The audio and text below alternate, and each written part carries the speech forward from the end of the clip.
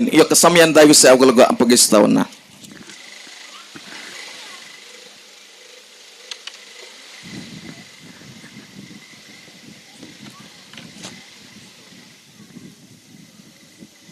మన ప్రభువును ప్రియ రక్షకుడైన యేసుక్రీస్తు నామంలో కూడి వచ్చిన మీ అందరికీ నా హృదయపూర్వకమైన వందనాలు, శుభాలు తెలియజేస్తున్నాను.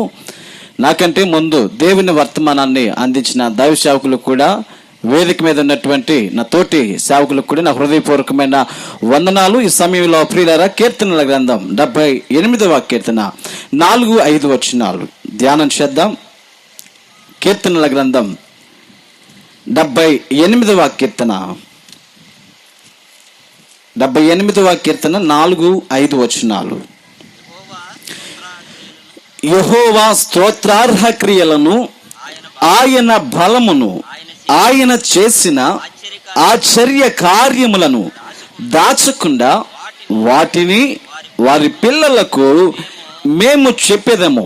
రాగల తరములలో పుట్టబోవు పిల్లలు దానిని ఎరుగునట్లును, వారు లేచి తమ పిల్లలకు దానిని వివరించినట్లును, వీరును దేవుని యందు నిరీక్షణ గలవారై దేవుని క్రియలను మరువక ఉండినట్లు అన్నక్కడ ఆ మాట ఇంకా కంటిన్యూషన్ చదివితే చాలా విషయాలు రాయబడ్డాయి.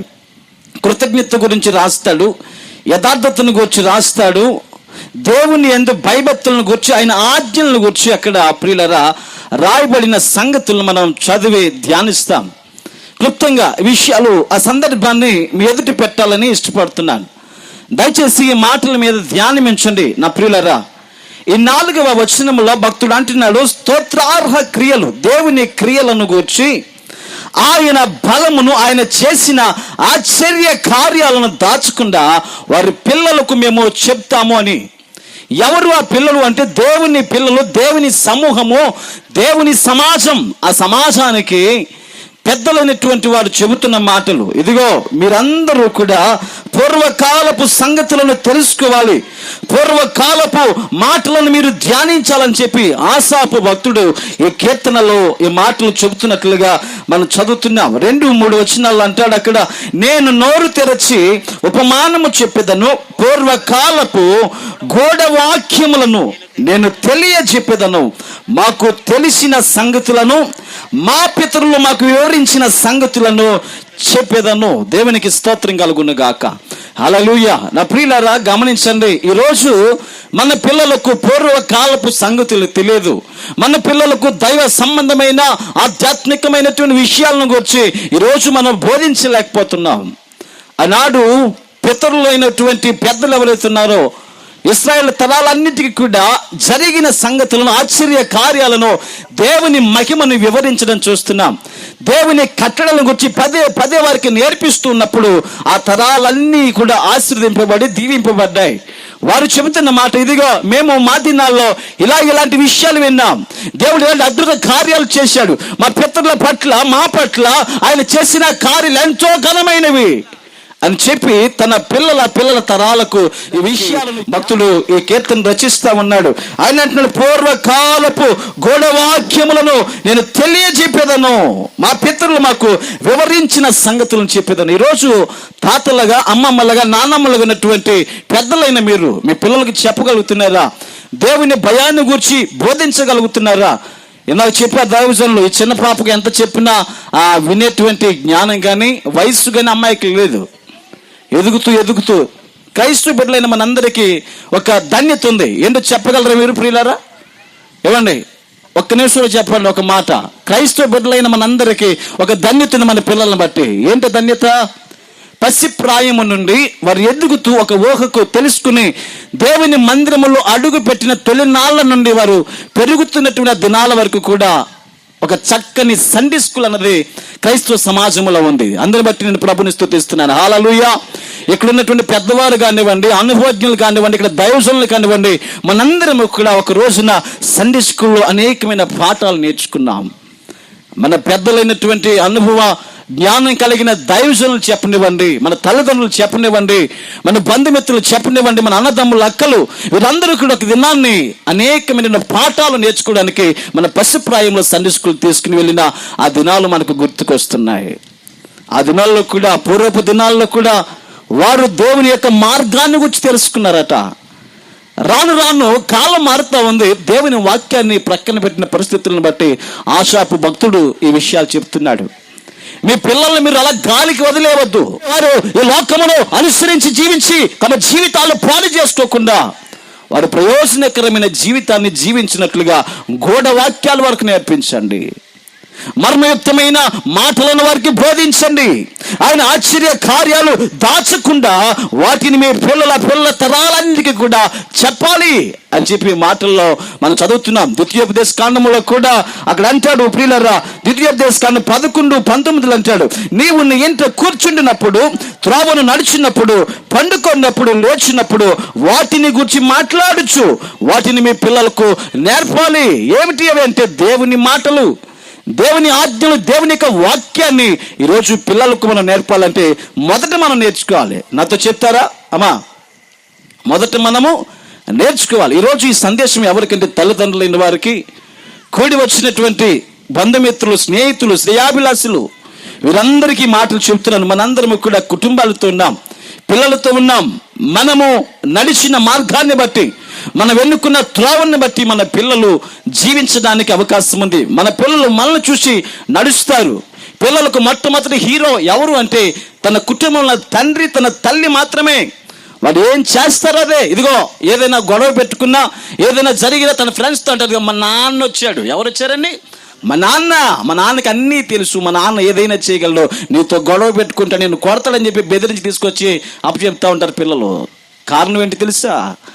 మన పిల్లలు మనల్ని చూస్తున్నారు. మన పిల్లలు మన ప్రవర్తన బట్టి దేవుని యొక్క వాక్యం చివరి ఒక్క మాట చెప్పి ఈ వాక్యాన్ని ముగిస్తాను. ఎఫెసీయులకు రాసిన పత్రిక 6వ అధ్యాయం 4వ వచనం. ఎఫెసీయులకు రాసినటువంటి పత్రిక 6వ అధ్యాయం 4వ వచనంలో దైవజనులు చెప్పారు ఇందాక, తండ్రులారా మీ పిల్లలను కోపము రేపగా ప్రభు యొక్క శిక్షలోను బోధలను వారిని పెంచుడి అని చెప్పి, శిక్షలో దేవుని యొక్క బోధలో మనం పెరుగుతున్నాము అన్నదానికి నిదర్శనం ఏంటంటే 6వ అధ్యాయం 1వ వచనంలో అంటాడు, పిల్లలారా ప్రభునందు మీ తల్లిదండ్రులకు విధేయులైయుండుడి, ఇది ధర్మమే.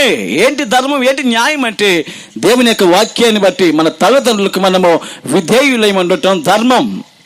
అలాగే పరలోకపు తండ్రి అయిన దేవునికి కూడా ఈరోజు మనందరము కూడా పిల్లలుగా ఉన్నాం. ఆయనకు మనము విధేయత చూపించాల్సిన వారమై ఉన్నాం. అక్కడ అంటాడు, ఒక వచనాన్ని కోట్ చేస్తూ మాట్లాడుతున్నాడు, నీకు మేలు కలుగునట్లు నీ తండ్రిని తల్లిని సన్మానిపము, అప్పుడు నీవు భూమి మీద దీర్ఘాయుష్మంతుడివై ఉందువు. మనం దీర్ఘాయుష్మంతులమై ఉండాలంటే మొదట మన తల్లిదండ్రులకు లోబడి వారిని ప్రేమించి వారి యొక్క మార్గాలు నడుచుకుంటూ దేవుని యొక్క సన్నిధిని బట్టి విధేయులమై జీవిస్తే ప్రియులారా మన జీవితము ఎంతో సంతోషం, ఎంతో ధన్యం. ఈరోజు క్రైస్తవ సమాజంలో పిల్లలు మనం చూస్తున్నప్పుడు ఏమండి, లోకస్తులు చేస్తున్నట్లుగా లోక ఆచారాలను బట్టి, లోక పద్ధతులను బట్టి ఎవరో ఒక యాక్టర్ బ్రతికినట్లుగా ఎవరినో వారు మాదిరిగా పెట్టుకుని వారిలా జీవిస్తున్నారు. ఈరోజు నేను చెప్తున్నాను, నీకున్న మొదటి హీరో, నీకున్నటువంటి మొదటి అవకాశాన్ని ఇచ్చినటువంటి వ్యక్తి ఎవరైనా నీ తల్లి, నీ తండ్రి మాత్రమే. ఈరోజు నీ బలహీనతలు ఉన్నప్పుడు నీ అభిమాన హీరో వచ్చి నిన్ను ఓదార్చడు. నీ జ్వరం వస్తే 10 రోజుల్లో నీ ప్రక్కన నీ సినిమా యాక్టర్ వచ్చి కూర్చోడు, నీ పక్కన ఎవరో పడుకోరు. కానీ నీ తల్లికి తండ్రికి తప్పదు. కాబట్టి ఈరోజు యవన బిడ్డలైన మీకు, పసిప్రాయంలో చిన్న బిడ్డలకు తల్లిదండ్రులుగా ఉన్న మీ అందరికీ కూడా ప్రభు పేరటి మాటలను తెలియజేస్తున్నాను. కాబట్టి ప్రభు యొక్క శిక్షలోను ఆయన యొక్క బోధలను మీ పిల్లలను పెంచండి. మీరు కూడా అనుదినము ఆయనలో ఫలించాలని దేవుని యొక్క పేరట దైవజనునిగా ఈ వర్తమానాన్ని ముగిస్తున్నాను. ప్రభు మనందరి వినికిల్లో ఈ మాటలను దీవించి ఆశీర్వదించి నడిపించును గాక. నాతో కలిసి చెప్పండి ఆమేన్, ఆమేన్. దయచేసి ప్రార్థన చేసుకుందాము. ప్రార్థనలో ఏకీవించండి. ఈ వర్తమానాన్ని చిన్న ప్రార్థన చేస్తాను. ఈ ప్రార్థనలో ఈ కేక్ కటింగ్ కావాల్సినటువంటి ఏర్పాటు, అలాగే మన స్థానిక దైవజనులు క్రైస్ట్ మినిస్ట్రీస్ వ్యవస్థాపక అధ్యక్షులు పాస్టర్ ఎం యోహాన్ గారు, నాన్నగారిని దయచేసి వేదిక మీదకి తీసుకురావాల్సిందిగా ప్రభుత్వ మనవి చేస్తున్నాను. నాన్న జైపాల్ కొంచెం చేపట్టి తీసుకొచ్చి చిన్న ప్రార్థన దయచేసి అందరూ ఏకీవించండి. చిన్న ప్రార్థన చేసుకుందాం. పరిశుద్ధుడా, అత్యంత ప్రేమస్వరూపి మా రక్షణకర్త, మీకు వందనాలు అయ్యా. ఈ దినం మా ప్రియుడు, మా సహోదరుడు ప్రభా కృపరావు, సహోదరి ఆదర్శను ప్రేమించి ఇచ్చినటువంటి ప్రభా ఆ చిన్నారి బిడ్డను బట్టి ప్రార్థిస్తున్నాం ప్రభా. నీ కృపను బట్టి అయ్యా వారు ఎంతగానో ప్రయాసపడ్డారు ఈ కార్యక్రమాన్ని ఏర్పాటు చేయడానికి, అందరినీ స్థలానికి సమకూర్చడానికి. అయ్యా బంధుమిత్రులుగా ఉన్నటువంటి బిడ్డలు, సంఘస్థులుగా ఉన్నటువంటి బిడ్డలు, దైవజనులుగా మేము ఇందుని బట్టి ఎంతో సంతోషిస్తున్నాం ప్రభా. ఇక జరగవలసిన కార్యక్రమం విషయమే ప్రార్థిస్తున్నాం ప్రభా.